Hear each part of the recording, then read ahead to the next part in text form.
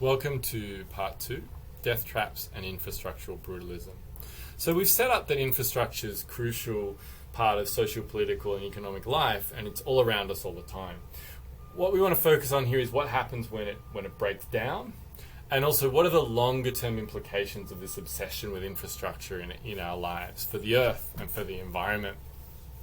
So infrastructure kills, right? Think of road tolls. In fact, we have this odd public fascination with road tolls, and that they're always given to us. The Christmas holiday season road toll, and it's in a sense about public safety, but it's also a bit macabre. Even when I was a kid, I used to always find it strange that are they, is it good or bad? Is it compared to last year? It's down on this. And 260 died this year, and only there was 300 last year. What a good year! Yeah, and it's said by someone with a perm, and you're like, Yeah. I don't. When you're a kid, it's a confusing message.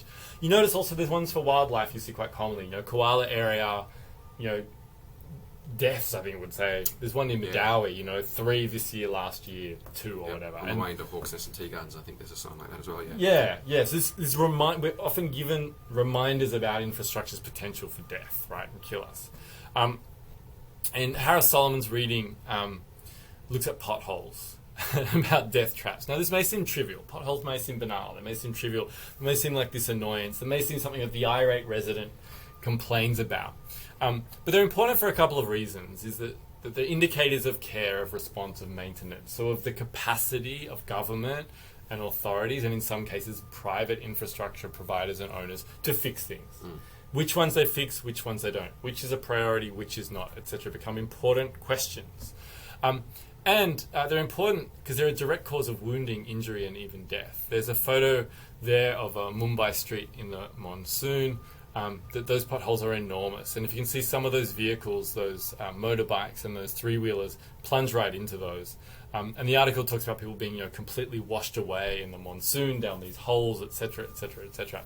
So infrastructure is essential. We have to use it. We need to use it to get to work, but it also hurts, kills, and maims us. And that's a really important part of what's being argued here. But I want to go back to care for a minute. So think about this for a minute. Where do you encounter the most potholes?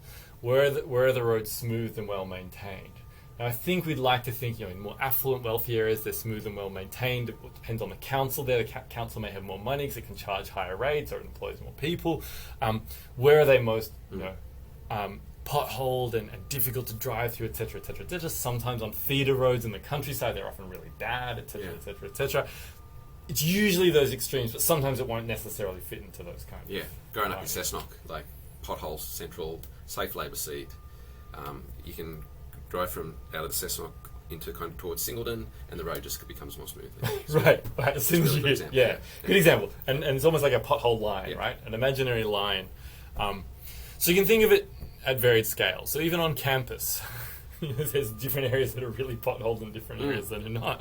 Different buildings that are run down and ones that are being built. And ones that are being built, as you can hear outside. In different parts of the city, between urban and regional towns, in different countries, etc. There's also different scales you can make that comparison, but it is an interesting one to think about care. Not just what breaks down, and the propensity to break down suggests the quality of the infrastructure to begin with, which is often very uneven, a shoddily built road. There's always funny jokes in India about the width of roads and flyovers. It was planned for 6 lanes, but it ended up being 2 lanes, and the local MLA, member of parliament, took the other 4 lanes. In fact, there was a health minister in one of the cities I worked in, Gangtok, who was said to be really corrupt, and so there was a joke that when people were sick, they used to go to his house and lick the walls, because that's where all the money for medicine went. So it was like a kind of funny way of humour at these kind of breakdowns. So one thing is the quality to begin with, but secondly is the care. Like where is the motivation for care and repair come from it, and how does that manifest socially and politically? So you talk about main roads, feeder roads, back roads. So if infrastructure is a promise, potholes are really like this broken promise, or at least a deferred promise. And so Solomon in the article argues that potholes and other disruptions should be seen as planned and not failures, in a sense that they're always accounted for. No one expects it won't break down. It's just trying to offset and play with that risk of when and where and who will be affected and how long you can get away with it and what you can afford to fix. So there's disruption is a feature, not a bug, in the movements of everyday life. We should expect disruption. It's what's going to happen.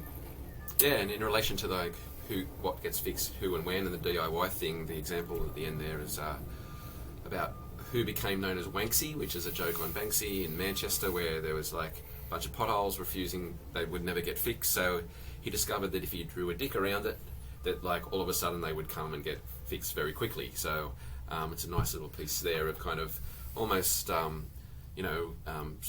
subversive resistance to kind of not allowing these decisions to happen at a higher level where you're kind of excluded. I'm going to take some action here to kind of get this to happen. And what Wanksy does there, it's no longer just a pothole. It's offensive graffiti, which is a different kind of response. To just, I would say that's a work of art. Yeah, it's great. And it's interesting too, in Solomon's article too, he talks about the kind of mock ritual around potholes in Mumbai of like paying tribute to them and praising them because it's such an important part of people's lives. There's this big kind of satire on trying to get government action. The song about potholes that was broadcast on radio that they talk about in the article. So I think it's really interesting that we can talk about resistance, we can talk about all these other things in between, all these kind of humorous ways in which people twist the condition of their lives to try and generate action. And so what's also important is wounding, and so it's not just the care and repair, but the actual damage that infrastructure can cause. And so Solomon says, moving through infrastructure leaves a material trace. Wounds are the result of damage, blurring the domains of body and environment. If you think about that, body and environment, so the environment is the infrastructure and the road, but the body is the thing that falls in it, that comes out injured, that gets hurt in car crashes, etc., etc., etc. And beyond that article, there are many examples of this. Migrants wounded by border infrastructure, for example, fences, barbed wire, the forced crossings of desert, because that's where particularly in the US, that's where most migrants are forced to cross. And the desert takes care of a lot of that security work. What he says, the fleshiness of infrastructure in motion. It's a very evocative image, this idea that we think of it as concrete and steel and even timber, but he says it's fleshiness. Bodies crash into it and leave their marks on it, and that's quite powerful. And the people that, I suppose we're talking a lot here about, in a way, the consumers of infrastructure, but the people that build it die as well and get injured. So, power stations and building sites and stuff like that, they're dangerous places to work. So there's a kind of, a bodily cost in terms of producing these things in the first place as well. Yeah, it's a really good point. And it's the working class, right, that build it, and it's everyone else that uses it. And often there's strange memorials too, like, this memorial is dedicated to the 39 people who perished in the construction of this viaduct or whatever. I think 4 or 5 people died making the Sydney Harbour Bridge. So, So for Solomon, potholes in Mumbai, especially during the monsoon, really bring out this exposure to wounding and deep inequalities in who moves where, how they move, their degrees of protection. So if you're in a car versus in an auto rickshaw or a 3-wheeler, on foot or a bicycle, and what happens once wounded? Are you able to go to hospital? Can you afford your care? So it activates all of these other social things that we otherwise don't see without that kind of infrastructure to connect and also to wound. The last part of the article, the ways potholes have become part of the city's life, collective grievances, humour, culture and protest, is also really interesting. We just talked about that before, and it really focused on it. One of the other things I think is really interesting from sort of my own research is the idea of purposefully wounding yourself on infrastructure. And so through the work I've done in skateboarders and urban space is that the skateboarders are wounded by infrastructure, and some really quite critically. There's a picture of the Dutch skateboarder Candy Jacobs, and she'd gone to a famous spot in LA called Jaquan. It was named after Jaquan Orthodontics, which was just one of the buildings there. She talks about this, that her first attempt at a trick that's just like landed on her face, right? Go to this famous piece of infrastructure and hurt yourself. But skateboarders and lots of other people who use the urban environment as a playground, they're not injured going to work. They're not injured in everyday mobilities, in using infrastructure as it's supposed to, but by appropriating it and misusing it. So they're not injured in moving with the flows of the city, but they're injured moving against them on purpose. So infrastructure doesn't attack them in so much as they attack it, and in turn are prepared to live with the consequences. I think that's a really interesting part of what I've talked about, sort of the antisocial life of infrastructure, which is really popular and important in skateboard media, and sort of other kind of subcultures. But it also leads to emulation, a degree of legitimacy and cultural credibility, is that the kind of intentional and purposeful wounding on infrastructure, which I think is a flip side to Solomon's wounding with people who don't really have a choice, right?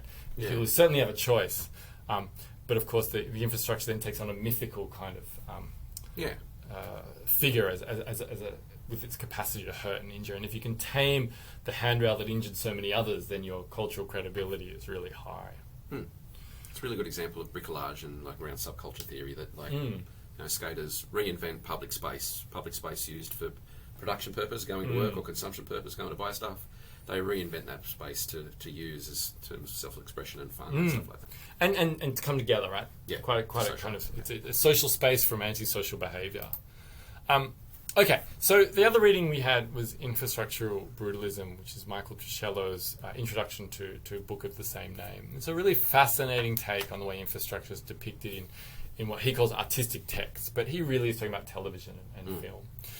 So it's a pretty interesting way of approaching infrastructure, right? Like, it's a really fascinating way to think about the way artistic media like film, photography, and literature, even infrastructure that's built to be buried, pipes, wires, and stuff that undergirds cities, for example, becomes visible in ways other than breakdown. So it's not just there in when it goes wrong, but it's just this kind of constant presence that shapes what happens on screen and the lives that are depicted on screen. It really does. These infrastructure really does affect the vibe of a movie, for instance, whether it's like the half-finished Death Star, like the creeks, like where people kind of in Terminator kind of running away from, and the kind of hazy stuff of Blade Runner. All these classic movies use infrastructure to create their kind of world. So funny you mentioned the Death Star. As soon as you were saying, I was like the Death Star, because when we're kids watching that movie, you would even look at it and go, what are all those things? What are all those weird corridors and hallways and things and equipment and lights? And like, it's a very evocative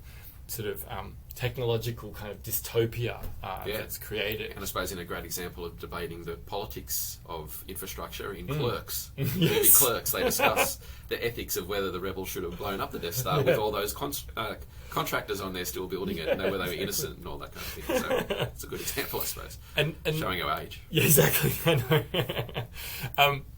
And he says that artistic interventions depict the full range of engagement with infrastructure. This is important, from the formulation of an idea to the often troubled construction and the historical legacy. So the stuff left behind, the ruins, the disintegration. And media captures infrastructure in various states, conditions, and spectrums of visibility. And his point is this matters because it's such an important part of our kind of social and cultural worlds. And these infrastructural narratives can be as powerful as or more powerful than the materials used in construction, potentially disrupting hegemonic legacies and contributing to new practices. So the whole idea is the infrastructure takes on a life bigger than the components that make it up. And so the narratives about infrastructure matter in its promise, its provision, and also in its resistance. It's a really interesting way to think about infrastructure, and I really like that sort of cultural output is taken seriously as a way in which you can study and look at it. Yeah, I love the way this book brings together kind of the IRL kind of real world infrastructure and to think about pop culture and vice versa. It's really good. And he has a few key examples. Drowned towns, and they're often recurrent in different kind of cultural media. And he's mostly thinking American cultural media. So submerged towns, the road in road movies. Again, we want to think about infrastructure always being there. You can't have road movies without a road. So he goes with it. How is the road depicted in road movies? To the point where like some of them become famous icons like Route 66 and things like that. Exactly.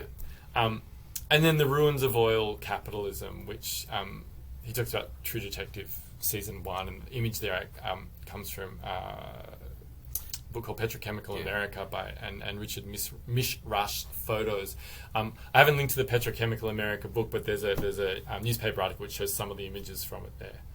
And then Death Trains, which he actually said one of the South Korean film, but then all these other, the idea about the infrastructure that literally kills you. You're on it, and you're going towards your death. Yeah, well, how many movies have the fight on top of the train where the tunnel comes along? Right?